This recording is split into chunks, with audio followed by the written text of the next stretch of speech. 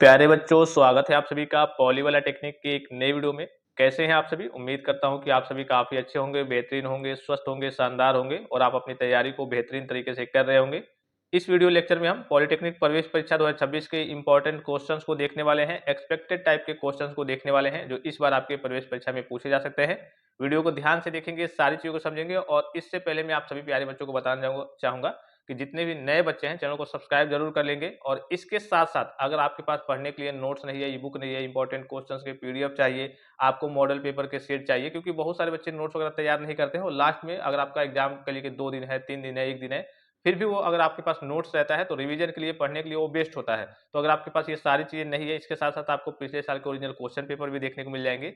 ये सारी चीज़ें आपको पॉली वाला टेक्निक एप्लीकेशन पे मिनिमम चार्जेस में देखने को मिल जाएँगे, मात्र 49 रुपीज़ में। सारी चीज़ें आपको original e-book, notes, important questions के पीडीएफ, मॉडल पेपर के सेट, ये सारे पीडीएफ आपको पॉली वाला टेक्निक एप्लीकेशन पे देखने को मिल जाएँगे। आप प्ले स्टोर से जाकर के पॉली वाला टेक्निक एप्लीकेशन को डाउनलोड करके आप इन सारी चीज़ों का लाभ वगैरह प्राप्त कर सकते हैं और आप अपनी तैयारी को बूस्ट कर सकते हैं, ठीक है? बाकी अपडेट्स वगैरह के लिए और क क्लासेस के लिए और जितने भी सारे आपके अपडेट्स वगैरह जीके के आते रहते हैं, उसकी जानकारी के लिए आप चैनल को सब्सक्राइब जरूर कर लेंगे, बेल आइकन को ऑन जरूर कर लेंगे। अब चलिए स्टार्ट करते हैं। देखिए पहला क्वेश्चन क्या है कि the SI unit of electric charge is, यानी कि विद्युत आवेश का एसआई मात्रक क्या है? सबसे पहले जब भी आप क्वेश्चन को देखेंगे तो आप अपने पास से कोशिश करेंगे कि हाँ, मतलब अपने आप को ट्राई करेंगे कि ये मुझे आता है या फिर नहीं आता है, ठीक है? तो इसका राइट आंसर क्या हो जाएगा? ऑप्शन नंबर डी, कूलाम इसका राइट आंसर हो जाएगा। अब इससे संबंधित कुछ और चीज़ों को देख लीजिए। जो आपका कूलाम होता है, आपसे पूछा जाता है कभी-कभी कि जो आवेश है, आपको तो मालूम चल गया कि विद्युत आवेश का एसआई मात्रक क्या है भाई? कूलाम है। अब आवेश आपका किस प्रकार की राशि है? सदिश राशि है या फिर अदिश राशि है? ठीक है? ये भी आपसे एग्जाम में पूछा जाता है कि बताइए भाई आवेश जो है वो किस प्रकार की राशि है? सदिश राशि है या फिर अदिश राशि है? तो ये आपकी स्केलर, ठीक है? जिसे अदिश कहते हैं, अदिश। किस प्रकार की राशि अगर आपसे पूछा जाए तो आप बता देंगे कि हाँ, जो आवेश है वो क्या है भाई? हमारी अदिश राशि है, अर्थात कहिए कि स्केलर राशि है, स्केलर क्वांटिटी है, ठीक है? और इसका मात्रक आपको मालूम चल गया कि हाँ, विद्युत आवेश का अस्थायी मात्रक क्या है भाई? आपका कूलाम है।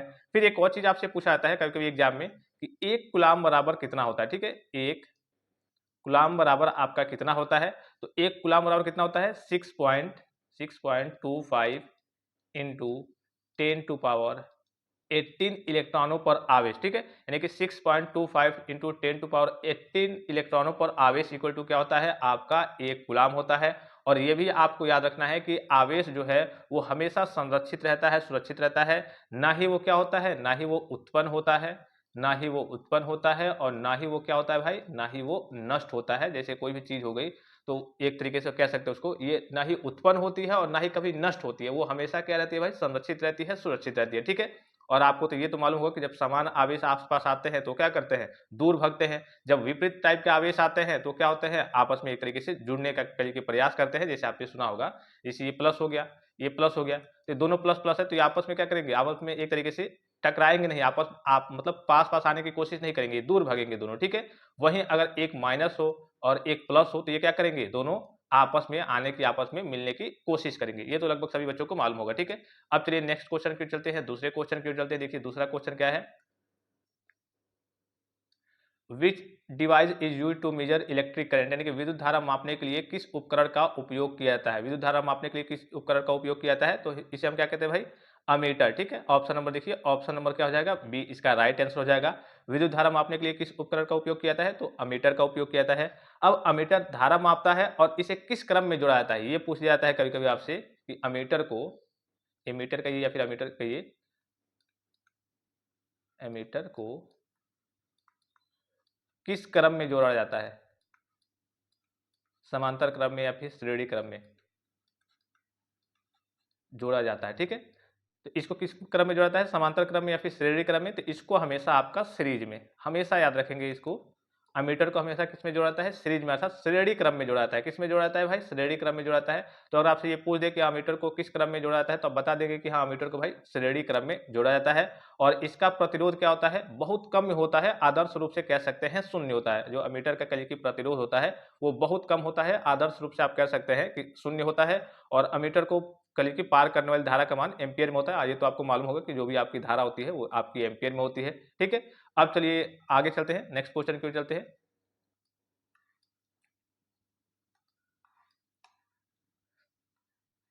देखिए आपका नेक्स्ट क्वेश्चन है, तीसरा क्वेश्चन है कि Ohm's law gives the relation between, यानी कि ओम का नियम के किसके बीच संबंध बताता है, जो ओम का नियम है वो किसके बीच आपका करिए संबंध बताता है, तो इसका राइट आंसर क्या हो जाएगा, इसका राइट आंसर हो जाएगा ऑप्शन नंबर बी। ठीक है, इसका राइट आंसर क्या हो जाएगा भाई, ये 4 ऑप्शन है, हाँ यहाँ पे इसका राइट आंसर हो जाएगा ऑप्शन नंबर बी। टिक कर दूं मैं, ऑप्शन नंबर बी। जो आपका कहिए कि ओम का नियम है वो किसके बीच संबंध बताता है, तो वोल्टेज एंड करंट, यानी कि वोल्टेज और धारा के बीच। आपको इसका फार्मूला मालूम होगा, आर इक्वल टू क्या होता है, वी बाई आई, ऐसे कह सकते हैं V equal to I into R. ठीक है, यानी कि विभवांतर इक्वल टू क्या हो जाएगा आपका, धारा हो जाएगा और प्रतिरोध हो जाएगा। ठीक है, यह केवल ओमी चालकों जैसे धातु के लिए ही लागू होता है, ये ध्यान रखना है। ओम का नियम केवल कहिए कि ओमी चालकों जैसे कि आपके धातु हो गए उन्हीं के लिए केवल लागू होता है। फार्मूला तो लगभग सभी बच्चों को मालूम होगा। ठीक है, अब चलिए नेक्स्ट क्वेश्चन की ओर चलते हैं, अगला क्वेश्चन देखते हैं। नेक्स्ट क्वेश्चन देखिए क्या है कि यदि विभवांतर 12 वोल्ट और धारा 2 एम्पियर हो तो प्रतिरोध कितना होगा। काफी सिंपल सा क्वेश्चन है, ओम के नियम के अनुसार आप इसका क्या कर सकते हैं, सॉल्यूशन कर सकते हैं।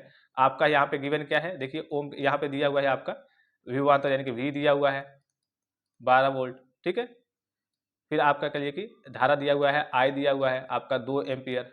अब बस उसका आपको निकालना क्या है, आर निकालना है। तो आर इक्वल टू क्या होता है आपका वी और वाई में आई होता है, तो 12 2 यहाँ से क्या जाएगा आपका 6 ओम आ जाएगा। ठीक है, 6 ओम इसका क्या हो जाएगा, राइट आंसर हो जाएगा। तो ऑप्शन नंबर क्या हो जाएगा, ऑप्शन नंबर बी इसका राइट आंसर हो जाएगा। सिंपल सिंपल करिए कि क्वेश्चन है, न्यूमेरिकल्स है, इसको कभी कभी घुमा करके पूछ दिया जाता है।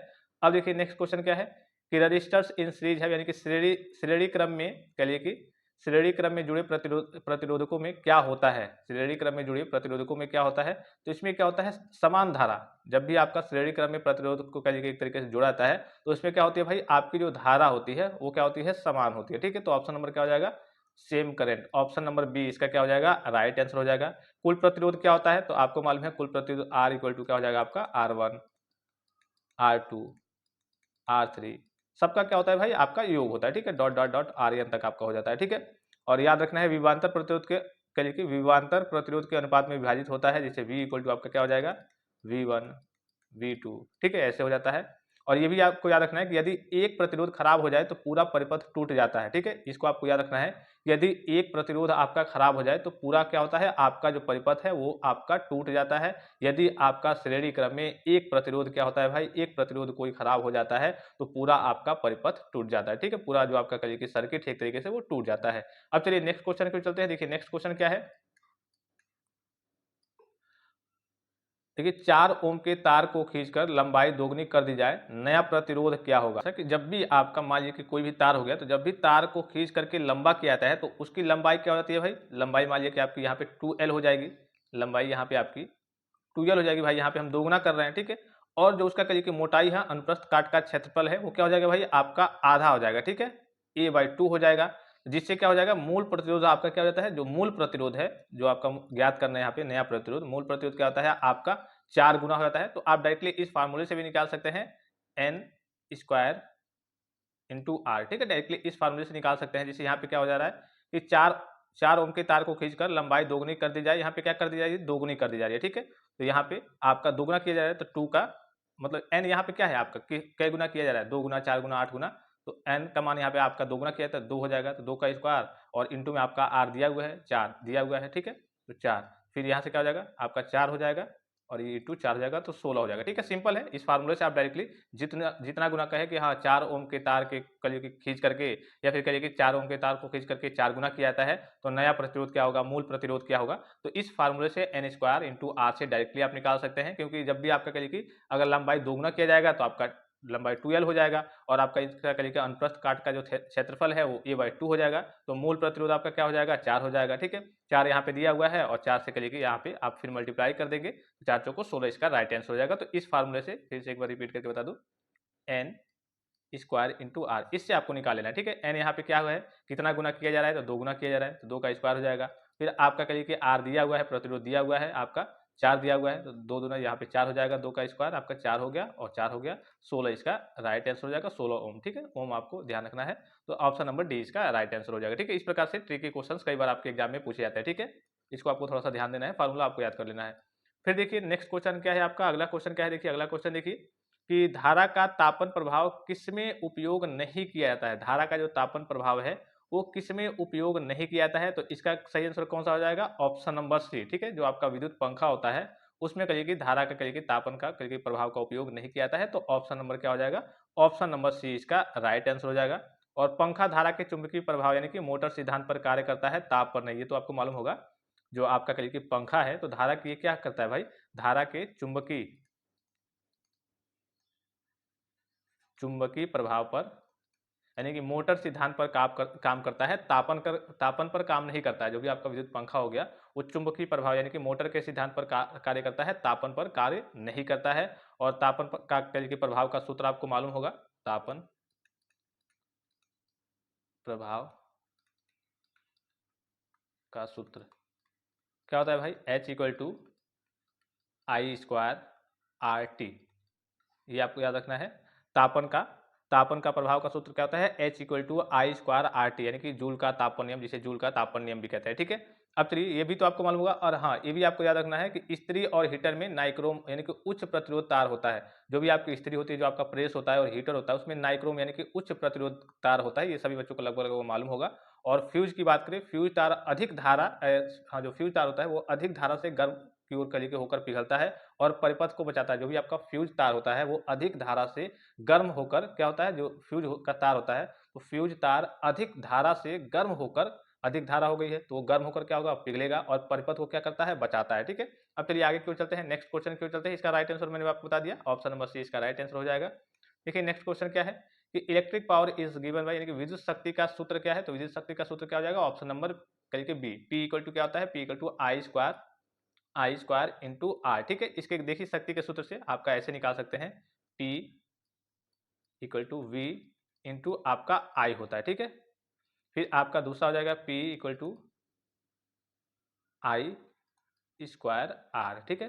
फिर आपका हो जाएगा P equal to V² upon R. ये तीनों फार्मूलों को आपको याद रखना है। ठीक है। इसी में बस एक एक चीज को मान के लेके एक एक चीज को पुट आउट करते रहेंगे, एक एक चीज का मान रखते रहेंगे। ये तीनों फार्मूला आपके पी के बनते हैं। ठीक है। इन तीनों को याद रखना है, कभी भी आपसे पूछा सकता है एग्जाम में। तो यहाँ पे क्या पूछा गया है कि विद्युत शक्ति का सूत्र क्या है? तो देखिए P इक्वल टू I²R। ठीक है। अब यहाँ पे देखिए P इक्वल टू देखिए V/I दिया है, लेकिन VI अगर यहाँ पे तीनों दिया होता तो इसमें ऑप्शन यहाँ पे दिया होता कि उपरोक्त सभी। ठीक है। तो आपको इसको टिक करना होता, लेकिन यहाँ पे देखिए सब एक तरीके से कंफ्यूजन वाला दिया है। ठीक है। तो ये आपको याद रखना है P equal to V into I, P equal to I²R और P equal to V² upon R. ये तीनों इसके कली के विद्युत शक्ति के सूत्र होते हैं। ठीक है। अब चलिए नेक्स्ट क्वेश्चन की ओर चलते हैं। अच्छा, शक्ति का कली की एसआई मात्रक क्या होता है? अगर आपसे पूछ दे शक्ति का एसआई मात्रक क्या होता है तो आप क्या बताएंगे? वाट।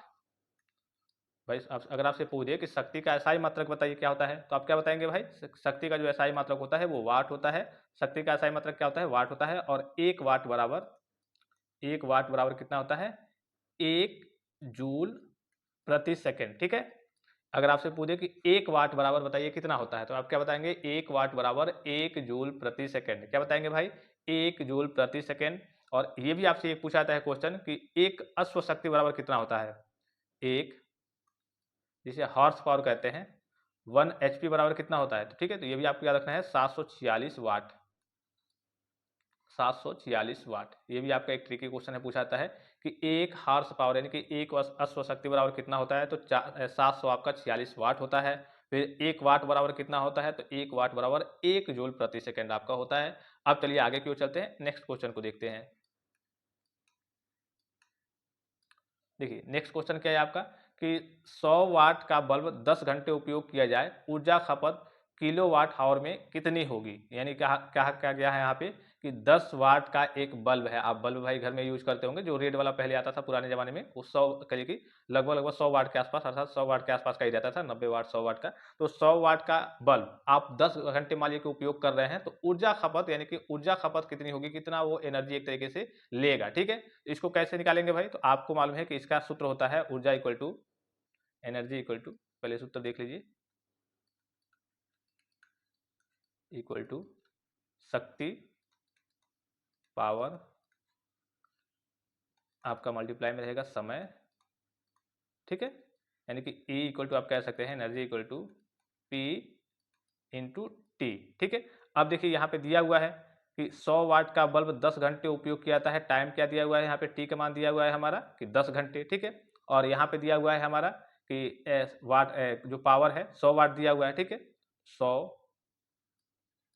अच्छा 100 वाट को पहले आप क्या करेंगे? किलो वाट में बदलेंगे। ठीक है। 100 वाट इक्वल टू 0.1 किलोवाट हो जाएगा, क्योंकि 1 किलोवाट बराबर होता है 1000 वाट, क्योंकि क्या होता है भाई 1 किलोवाट बराबर 1000 वाट होता है। और 0.1 किलोवाट बराबर, अब इसको मल्टीप्लाई कर दीजिए, 0.1 किलोवाट इंटू 10, आपका ये पी हो गया और ये आपका टी हो गया। ठीक है, 10 घंटे, 10 घंटे चलाया जा रहा है ना, 10 घंटे। ठीक है, इसलिए कि पहले इसको किलोवाट में करना होगा, क्योंकि किलोवाट में देखिए इसको किलोवाट हावर में ही हमें निकालना है ना, तो इसको पहले 100 वाट को हमें किलोवाट में करना होगा, तो 100 वाट बराबर 0.1 किलोवाट हो जाएगा, क्योंकि आपका होता है 1 किलोवाट बराबर 1000 वाट होता है। ठीक है, अब यहाँ से आपका क्या हो जाएगा, यहाँ से देखिए ऑप्शन नंबर बी। ठीक है, यहाँ से आपका क्या हो जाएगा, ऑप्शन नंबर बी इसका राइट आंसर हो जाएगा। बस इसको 10 से मल्टीप्लाई करेंगे तो आपका 1 किलोवाट आवर आपका राइट आंसर हो जाएगा। देखिए ऑप्शन नंबर देखिए बी इसका क्या हो जाएगा, राइट आंसर हो जाएगा। ठीक है, ऑप्शन नंबर बी इसका राइट आंसर हो जाएगा। अब चलिए, हाँ ये भी आपको याद रखना है कि जो बिजली का बिल होता है तो सभी बच्चों को मालूम होगा, तो वो किलोवाट आवर, यानी कि आपका कह दिया अगर आपसे बिजली का बिल किस में आता है, तो आपको क्या कहना है, किलोवाट आवर में आता है, यानी कि जिसे हम यूनिट कहते हैं कि हाँ अभी हमारे यहाँ इतना यूनिट चल रहा है, 8 रुपये चल रहा है, 9 रुपये चल रहा है, यूनिट, यूनिट। ठीक है, ये भी आपको याद रखना है कि बिजली का जो बिजली बिल है वो इसी किलोवाट आवर यानी कि यूनिट में ही आता है। ये लगभग सभी बच्चों को मालूम भी होगा। अब चलिए नेक्स्ट क्वेश्चन की ओर चलते हैं। फ्यूज तार किसका बना होता है, फ्यूज तार किसका बना होता है भाई, फ्यूज का जो तार होता है, आप सभी के बच्चों के घर में कहिए कि सबके घर में तो इलेक्ट्रिसिटी होती ही है, तो उसमें फ्यूज लगा होता है, तो फ्यूज का तार किसका बना होता है, कॉपर का, एल्युमिनियम का, या फिर आपका कहिए कि उच्च गलनांक की मिश्र धातु का, या फिर निम्न गलनांक की कहिए कि मिश्र धातु का। तो इसका सही आंसर हो जाएगा ऑप्शन नंबर डी। ठीक है, निम्न गलनांक की मिश्र धातु का। ठीक है, निम्न गलनांक की मिश्र धातु का। तो ऑप्शन नंबर क्या हो जाएगा, ऑप्शन नंबर डी इसका राइट आंसर हो जाएगा। ठीक है, फ्यूज तार शीशा टीन हो गया, जैसे पीबी हो गया, एसन हो गया, मिश्र धातु का बना होता है, और यह कम ताप पर पिघल जाता है। ठीक है, यह क्या होता है, कम ताप पर पिघल जाता है, जिससे परिपथ जो है एक तरीके से खुल जाता है। क्या होता है भाई, यह कम ताप पर पिघल जाता है, जिससे जो परिपथ है वो एक तरीके से खुल जाता है। तो इसका सही आंसर क्या हो जाएगा, ऑप्शन नंबर डी इसका राइट आंसर हो जाएगा। जो फ्यूज का वायर होता है वो निम्न गलनांक के कहिए कि मिश्र धातु का बना होता है। अब चलिए नेक्स्ट क्वेश्चन की ओर चलते हैं। देखिए नेक्स्ट क्वेश्चन क्या है, धारावाही चालक के चारों ओर चुंबकीय क्षेत्र उत्पन्न होता है, यह किसने खोजा था, मतलब इसकी खोज किसने की थी, तो इसकी खोज किसने की थी भाई, अर्नेस्ट ने। किसने किसने की थी, यहाँ देखिए पूरा नाम नहीं दिया है, बस नॉर्मल दिया है अर्नेस्ट। ठीक है, धारावाही चालक में, धारावाही चालक के चारों ओर चुंबकीय क्षेत्र उत्पन्न होता है, यह किसने खोजा था, तो अर्नेस्ट ने खोजा था। और कब खोजा था, 1820 ईस्वी में। कब खोया था भाई, 1820 ईस्वी में खोया था। इससे पता चला कि विद्युत और चुंबकीय संबंधित है, मतलब विद्युत और चुंबक क्या है, संबंधित है, जिसे हम विद्युत चुंबकत्व तो पढ़ते भी हैं, कहिए कि इलेक्ट्रोमैग्नेटिक। इससे पता चला कि भाई इसमें क्या होता है कि हाँ कहिए कि चुंबक भी उत्पन्न होता है, जिसे हम क्या कहते हैं, इससे यही पता चला कि हाँ विद्युत और चुंबकत्व अर्थात विद्युत और चुंबक क्या है, एक दूसरे से संबंधित है, जिसे उसके बाद से ये चैप्टर आपको पढ़ाया जाने लगा, विद्युत चुंबकत्व। ठीक है, और धारा में कहिए कि तार में धारा बंद करने पर सुई वापस लौट जाती है। एक तरीके से जब इन्होंने एक्सपेरिमेंट वगैरह किया था, तो एक सुई की सहायता से किया था 1820 में। अर्नेस्ट ने देखा कि धारावाहिक तार कली की कंपास की सुई को विक्षेपित करता है, तो सुई की सहायता से इन्होंने एक तरीके से एक्सपेरिमेंट वगैरह हुआ था। तो तार में धारा बंद करने पर सुई क्या होती थी, वापस वगैरह लौट जाती थी। ठीक है, तो ये आपको याद रखना, बस दो चीजें याद रखना है कि किसने किया था और कब किया था। ठीक है, फिर चलिए नेक्स्ट क्वेश्चन की ओर चलते हैं। देखिए नेक्स्ट क्वेश्चन क्या है, सीधे धारावाही चालक के चारों ओर चुंबकीय क्षेत्र की दिशा किस नियम से ज्ञात की जाती है, तो इसका सही आंसर हो जाएगा ऑप्शन नंबर सी। ठीक है, राइट हैंड थंब रूल, यानी कि दक्षिण हस्त अंगूठे का नियम। इसका सही आंसर क्या आ जाएगा, दक्षिण हस्त अंगूठे का नियम। इससे क्या होता है, नियम ज्ञात किया जाता है। ठीक है, और यह नियम क्या है, धारा की दिशा, जो अंगूठा होता है, इसमें जो अंगूठा होता है वो धारा की दिशा को बताता है, और जो उंगलियां होती हैं वो चुंबकीय क्षेत्र की दिशा को बताती है। ये भी आपको याद रखना है कि राइट हैंड थंब रूल तो आपको मालूम चल गया। इसमें जो थंब है, अंगूठा है, वो क्या करता है, वो भाई धारा की दिशा को बताता है, और जो उंगलियां हैं वो आपके और सारी उंगलियां हैं वो क्या करती हैं भाई, चुंबकीय क्षेत्र की दिशा को बताते हैं। फिर इसमें चलिए, इस नियम को मैक्सवेल के कहिए कि कारक स्क्रू नियम से भी समझा जा सकता है। मैक्सवेल का जो नियम है, जो कहिए कि कारक स्क्रू का नियम है, उससे भी समझाया जा सकता है। और ये तो आप सभी प्यारे बच्चों को मालूम होगा कि जो क्षेत्र की तीव्रता होती है बी, धारा के अनुक्रम अनुपाती और दूरी के व्युत्क्रम अनुपाती होती है। इसका जो फार्मूला होता है, ये तो लगभग सभी बच्चों को मालूम होगा। ठीक है, अब चलिए नेक्स्ट क्वेश्चन की ओर चलते हैं। देखिए नेक्स्ट क्वेश्चन देखते हैं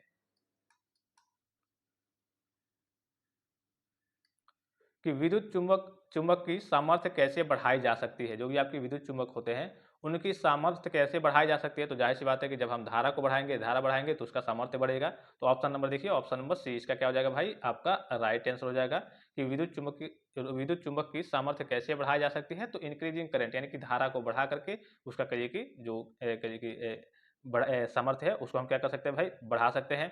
अब चलिए और ये भी आपको मालूम है धारा बढ़ाने से चुंबकीय क्षेत्र क्या होता है? बढ़ता है। ज़ाहिर-सी बात है धारा बढ़ेगी तो चुंबकीय क्षेत्र भी आपका बढ़ेगा और विद्युत चुम्बकीय की सामर्थ्य आपको मालूम है? फ़ॉर्मूला देख लीजिए B equal to mu N I यानी कि प्रति मीटर फेरे गुणे आपका धारा होता है तो B इक्वल टू आपका म्यू एन आई ठीक है। म्यू 0 कह सकते हैं फिर म्यू कह सकते हैं। अब चलिए नेक्स्ट क्वेश्चन की ओर चलते हैं। विद्युत मोटर किसका रूपांतरण करती है? जो विद्युत मोटर है वो किसका रूपांतरण करती है? तो विद्युत से यांत्रिक यानी कि ऑप्शन नंबर देखिए, ऑप्शन नंबर बी इसका क्या हो जाएगा? राइट आंसर हो जाएगा। जो विद्युत मोटर होता है वो किसका रूपांतरित करती है? यानी कि विद्युत से क्या करती है? वो यांत्रिक की ओर जाती है। और मोटर का सिद्धांत किस पे कार्य करता है? मोटर का सिद्धांत की बात करें तो चुंबकीय क्षेत्र में धारावाही चालक पर बल लगता है। मोटर का सिद्धांत क्या है कि चुंबकीय क्षेत्र में धारावाही चालक पर क्या करता है? बल लगता है और बल की दिशा फ्लेमिंग के बाएं हाथ के नियम से क्या की जाती है? ज्ञात की जाती है। अब चलिए आगे की ओर चलते हैं।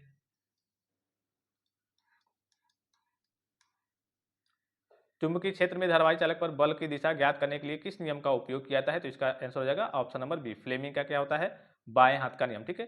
Fleming left hand rule. Option number क्या हो जाएगा? ऑप्शन नंबर बी इसका राइट आंसर हो जाएगा। और इसमें अंगूठा क्या होता है? बल की दिशा। तर्जनी उंगली क्या होती है? कली के क्षेत्र की दिशा बताती है और मध्यम वाली है वो कली की आपकी धारा की दिशा बताती है ठीक है। और ये सभी तीनों दिशाएं परस्पर एक तरीके से आपस में लंब, ये भी आपसे पूछा जाता है कि सभी तीनों दिशाएं कैसी होती हैं? तो परस्पर क्या होती है? लंबवत होती है ठीक है। और यह नियम मोटर के सिद्धांत पर आधारित होता है, ये भी आपको याद रखना है। अब चलिए नेक्स्ट चलते हैं, आगे क्यों चलते हैं। विद्युत चुम्बकीय प्रेरण किसकी प्रक्रिया है? विद्युत चुम्बकीय प्रेरण किसकी प्रक्रिया है भाई? तो ऑप्शन नंबर 20 का राइट आंसर हो जाएगा मैग्नेटिक प्रोड्यूसिंग इलेक्ट्रिसिटी यानी कि चुंबक द्वारा विद्युत उत्पन्न करना। सिंपल है, सिंपल क्वेश्चन है कि विद्युत चुम्बकीय प्रेरण किसकी प्रक्रिया है? तो चुंबक द्वारा विद्युत उत्पन्न करना। ऑप्शन नंबर क्या हो जाएगा? 20 का राइट आंसर हो जाएगा। और यह खोज किसने की थी? माइकल फैराडे ने। यह खोज इसकी खोज किसने की थी? माइकल फैराडे ने 1831 में इसकी खोज की थी ठीक है। माइकल फैराडे ने 1831 इसकी खोज की थी। अब चलिए नेक्स्ट क्वेश्चन की ओर चलते हैं।